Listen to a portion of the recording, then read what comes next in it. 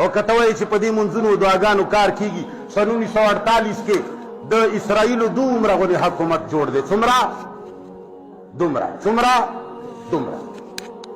ورسره په 5 قدمونو کې بیت الله دی هر کال 10 لاکه روټي خلاص حاجیان راځي الله اسرائیل تباه کی تباش جواب راکړه تباش ته تباه کړې ته ذلیل کړې ته خوار کړې ستا کور ته د هغو ټول تعلیم راغی ستا زوی د هغه تعلیم نه متاثر ستا ملا ته متاثر ستا ملا دلته تقریرونه کوي د شپې ټیک ټاک ګوري که نه ګوري د سړي به زوی نه زنا ډېره غټه ګناه ده خو ته خو له لور ولېږه العیاذ بالله ولې مې غږوې یار دا مصلحین تباه او برباد کړه قوم غیرت به در کې کله راځي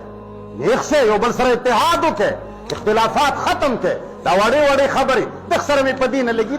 یاره دا نسوار چې وي په دې مې نه دی خوښ دا سګرټ څکي په دې مې نه دی مړه غول دې وخوري خو چې نر وي زوی دی غول خوري هغه دې زوی دی کور نه دې ونه شړلو